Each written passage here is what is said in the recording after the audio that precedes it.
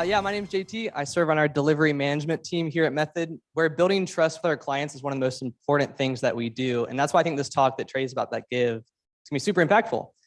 He's going to talk about building trust as a brand and with your digital products. So Trey is, I'll give a little background on Trey. He's led marketing efforts at marketing agencies, the Dave Ramsey Company, where he focused on leading marketing for financial technology services, and recently joined the Ask Method company as their chief marketing officer. So there's the Method Soap Company, there's the Method Software Company, and Trey is from the Ask Method company. So we'll try to keep it not too confusing, but we own the method.com domain. So I think we got you beat there a little bit. But put your hands together for Trey Sheneman, please. Hey guys, so I am from your sister city, so I live in Nashville, so my accent's gonna be a little better than y'all, so y'all can just get okay with it. There it is. Okay, cool. Let's check this out. So he kind of told you a little bit about me. This talk's not about me. This talk is about some incredible brands that I followed for quite some time, that I try and emulate the things that I've learned from them and what I teach my team and the way that we go to market. And so we're going to jump into a lot about what those brands are. Before we do that, real quick, a little bit about Ask Method. We essentially help startups, solopreneurs, entrepreneurs figure out the digital side of their business. We deal with a lot of knowledge experts who want to make info products, digital funnels. We have a custom piece of software called Bucket that's like ClickFunnels, if you've ever looked into that kind of software before, where we essentially teach people how to actually use our software, help them go to market, and then launch and scale their products. We've been really fortunate to hit the Inc. 5000 list for the last 5 years. So excited to kind of join a rocket ship and go to the next level. So let me tell you a story. So Chris and I go way back. As a matter of fact, we've known each other 30 years. Okay. And so if your life has been anything like my life, the last 2 years, in some ways, even when you haven't wanted to, it's like people have forced you to take sides on things. And I'm like, I don't have a side. I'm just like in the middle, and it's okay. And maybe you have some family members or friends where the Thanksgiving conversation or the Christmas conversation has taken a turn for the worse in the last couple of years. You're like, well, how did we get here? How can you and I be so close to each other and have such a different view on this thing that's happened in the world? So in a lot of ways, this last 2 years has been a mirror, and I've pretty much stayed out of it as best I could for lots of different reasons. Number one, having discussions, arguments, debates online are pointless, especially if you don't have a real relationship with somebody, number one. Number two, I got a lot to do. Like there's plenty to do that's not, hemming and hawing with people. But maybe 6 months or so ago, there was a debate going on and I hadn't participated at all. And I just made a comment, like a very neutral comment. I didn't think it was slanted one way or the other. Like I said, I'm a pretty moderate guy. And next thing I know, I get an inbox message or a DM from Chris. And he's like, hey, man, I just want to let you know I don't trust you anymore. And I was sitting there thinking like, excuse me? Number one, we haven't spoken in like 3 years, but we also have historically had one of those relationships where we just kind of pick up where we left off, if you know what I'm talking about, because we have so much history. And I'm like, what are you talking about? And then I get a screenshot of this conversation and my comment. And I'm not going to go back and forth as to which issue it was and what we were talking about. But I'm like, you've literally decided that we're going to have to define the relationship conversation right now because of a comment that I made on a post after 30 years. But the truth is, Chris and his approach to life and many of the colleagues that we work with, people all over the world, they live from a fundamentally different place now, guys. The last 2 years has been a mirror in some ways to like the deepest, darkest parts of some people, as well as a mirror to the brightest, most hopeful parts of others. And so if you look in the state of the world, though, for the first time in a long time, if you've ever looked at the Edelman Trust Barometer, it's a series of questions that they measure over time from 2012 to now. They've got 10 years running of this. You can go and look back at all the archives.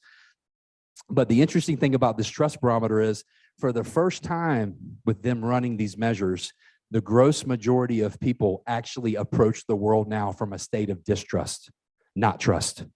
Okay.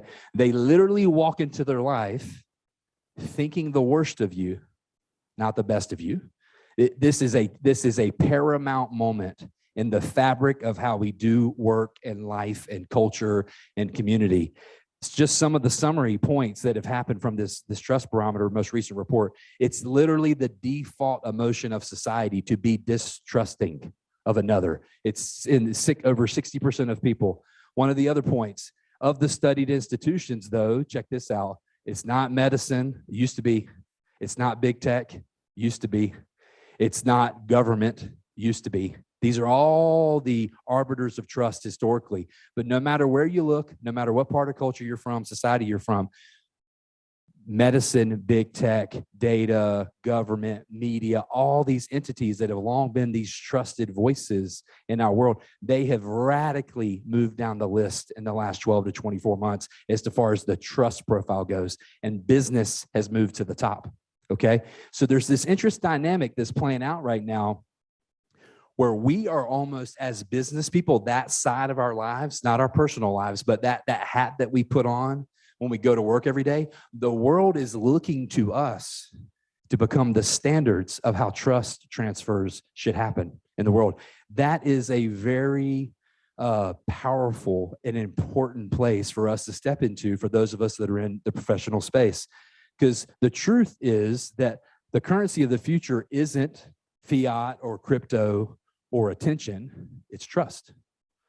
And if it's trust, based on what Edelman's research shows, well, that means that the businesses have to be the banks. We have to be the keepers of the currency. We have to be the ones that are setting the standards in the market as to what it means to say something and then to deliver, if not over deliver on that thing, that promise that we said, so that we can start to set new standards in the world for people to look at and point to and go, that's how it's supposed to be done. That's what it looks like. And so just to kind of get my jokes out of the way, because I'm a father, so I like a lot of dad jokes, so just get ready. I don't mean these banks, by the way. As you know, one of those banks has been in the news recently. He's lost his trust a lot with some of the behaviors that have happened. And I definitely don't mean these banks. No offense to our fintech friends that are in the room, because we all know that they've had their, random share of things that have questioned their trust over the last few years. I mean these banks like Zappos, ChickfilA, Warby Parker, the Ritz Carlton, Amazon Prime.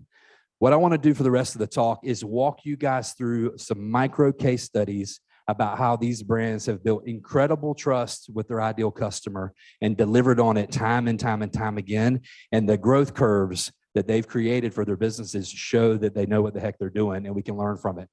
So let's jump in. So how do we bank trust in the marketplace? How do we emulate what these winning brands are doing to stay the course of time and to have cycle after cycle of growth? It's simple. We're going to focus on these 5 things.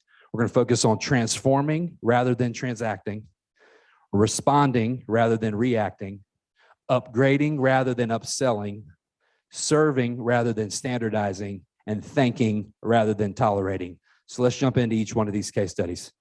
Transforming. How many of you guys have shopped with Warby Parker? Oh yeah. I mean, you go back a decade ago, number one, the name is barely even it's not even top of mind. So before I moved to Nashville, I lived in Metro Atlanta. I drove by a Luxottica plant every single day. If you don't know the story, Luxottica had the license on the manufacturer. They were the manufacturer, and then they had the license with nearly every major eyewear brand on the earth. Luxottica had the license. So they were literally the ones that were dominating and monopolized the market. And these guys at Warby Parker kind of get into it in one of their classes in college and figure out, like, wait a second, there's some disruption that needs to happen here. So they step into the marketplace. They do this direct-to-consumer model. Not only do they handle the manufacturing, they become their own brand. They make their brand something that's trustworthy. So now they don't have to play Ralph Lauren or Oakley or any of these other guys. They create a brand, and now they create these massive margins where they've gone from 0 to $1 billion revenue company in the span of 10 years, which is crazy. Their worth is multiple billions now. And one of the most interesting things that they've done is that they've really focused on the stories around the life change that their brand is happening. So they've got a huge give back thing that they're doing. But the main story that they're telling is, hey guys, you didn't really understand what was happening. There was truly just a transactional thing that was in play between Luxottica and all of these other brands. You weren't really buying those brands. You were buying Luxottica. We're going to come in and bring high quality. They do a lot of plant-based things, so they kind of have that give back going on. And they just transformed this market to where now digital businesses doing eyewear is just this crazy thing that's happening, and the scale that they've done from stepping into that space and not focusing on the top line of transactions, which is all Luxottica was doing. It was about licensure, small margins, big deals. They've created the margin that they won back by going direct to consumer and building the brand. They've passed all of those savings back into the funnel itself so that you're actually able to get a high quality product at a premium price from a brand that's a lifestyle brand that you can enjoy. Okay. So Warby Parker, go look them up. Lots to learn from there. So I took it upon myself, the marketer in me, to come up with what I think a tagline could be for these brands based on what they've done in the marketplace. So Warby Parker's new tagline would be, "We see a better way." They actually looked at the market and said, there's got to be a better way to do this. Number 2, responding over reacting. My mom used to always tell me that reacting to a situation says a lot about you. Responding to a situation says a lot about how you view others. And the cool thing about Zappos is the way that their customer response team handles dissatisfied customers. Does anybody know what their return policy is? Anybody? Somebody? It's 365 days for free. It's not just for free. It's you have a year to wear the shoes. And if at any point you get dissatisfied with it, you can send it back on 2-way shipping, meaning they cover that you don't even got to pay the shipping for it to come back. So they stepped into this space. Obviously, people shop name, Zappos is not, they're still Zappos, but they got acquired by Amazon, right? But they left the name the same, right? All these years, they've still let the Zappos brand do its thing because the original founders there had this vision of, if our product is good enough, when we should never have any problem. If a customer has a problem with it, we should respond well and let them send it back to us and refund their money.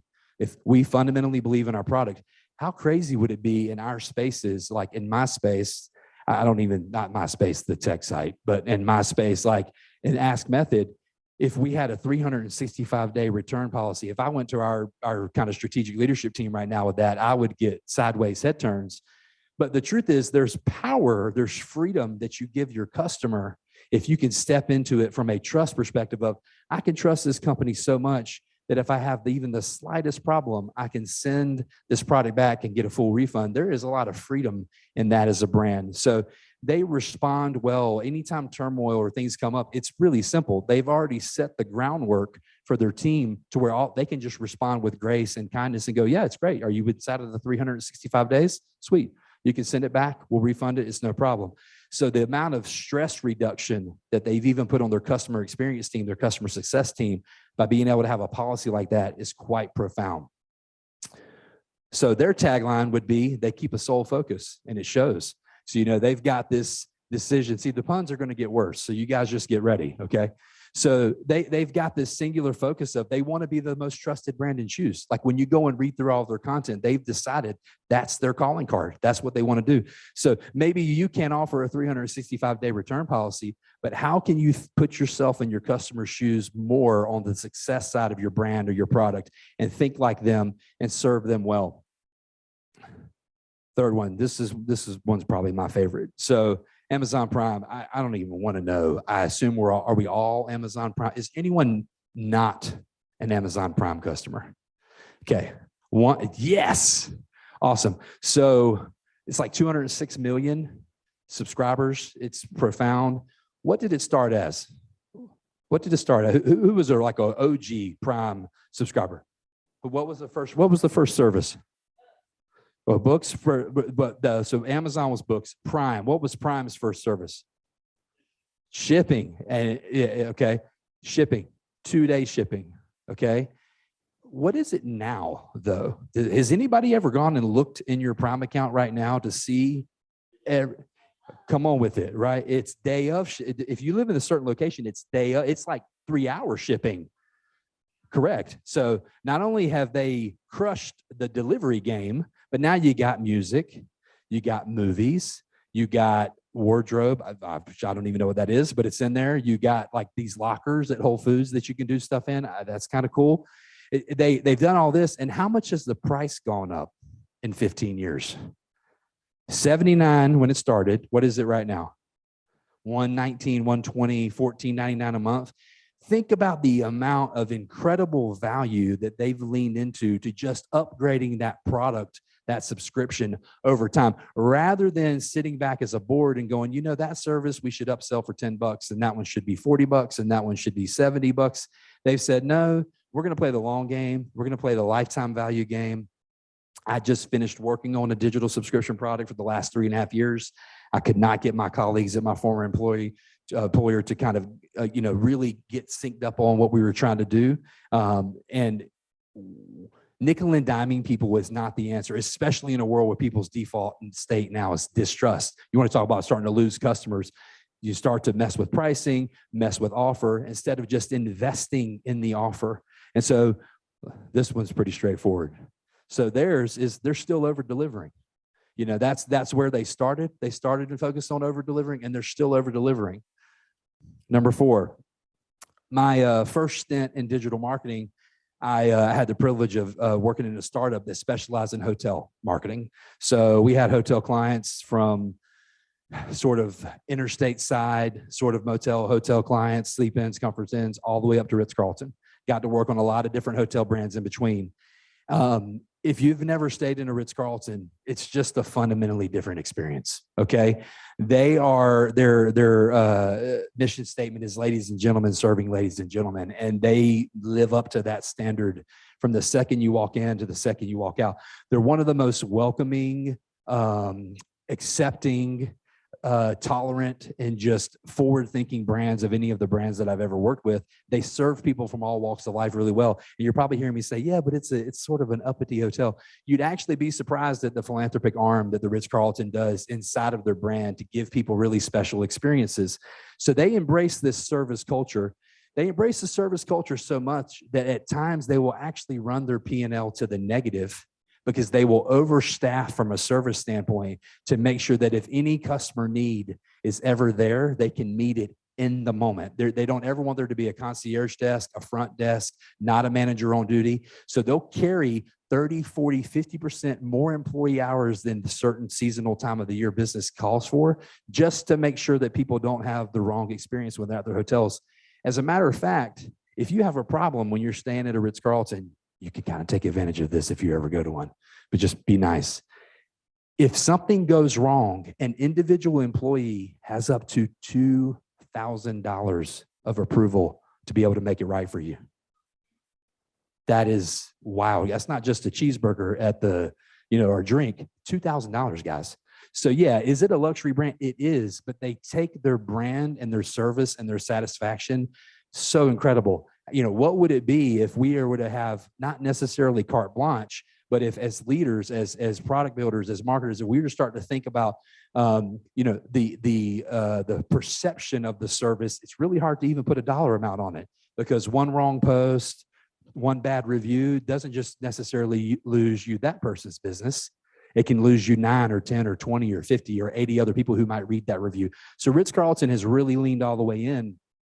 And they've fundamentally taken what has normally been, do you want a king or 2 queens, to where a service is always fit for a king or 2 queens. Like they step into this accepting position of they're going to serve everybody, no matter walks of life. And it's more than just what type of room type you want to get when you get there. They're actually going to give you an incredible experience.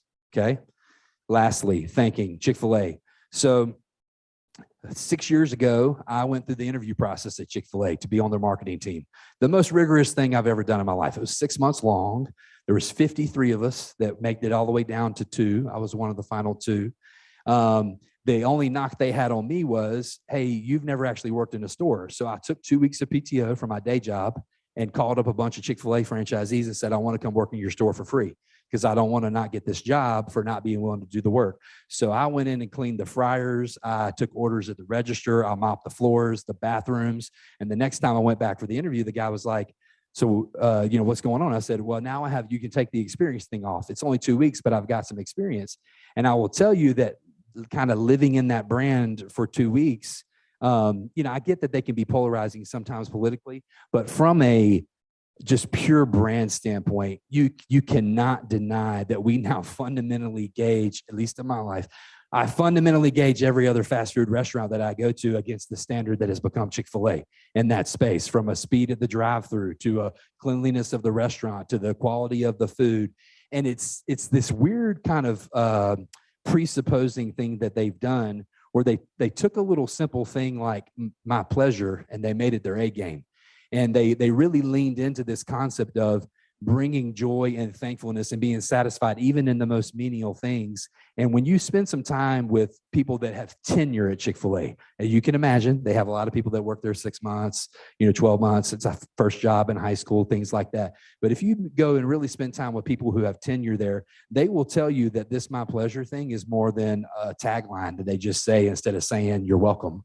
It's truly from the top down. It's the voice of their brand. It is leaning into this idea that even things like cleaning the table or throwing the trash away or getting you a refill should be the joy of their work and the way that they walk it out and embody it. And so there's a lot that we can learn for thanking our customers instead of just tolerating our customers. A lot of times, have you ever just felt tolerated when you've gone somewhere, especially in the food space, where you're like, oh man, I'm sure these guys back here don't just tolerate you. That food was amazing. But a lot of places where you go, you're like, I'm sitting here. Like, I'm over here.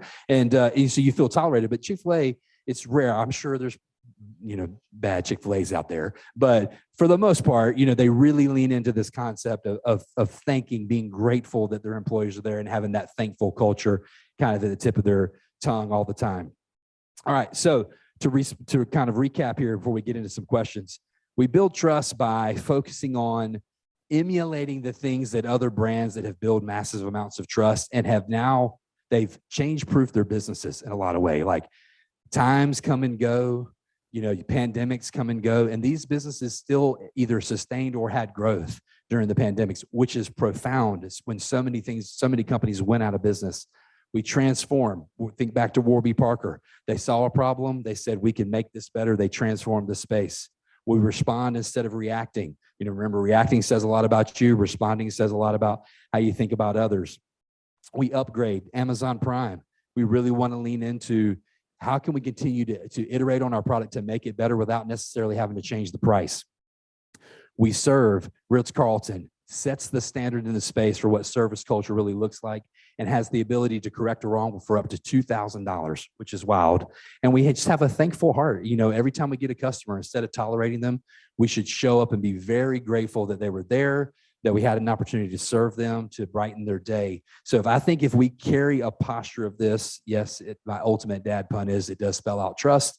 And so if we carry this posture of trust in everything that we do, I think we can actually see our brands, our products, the things that we do start to move to the forefront in our niche, whatever that niche might be, have people start to trust us more and to see us as that bank of trust that they can lean on.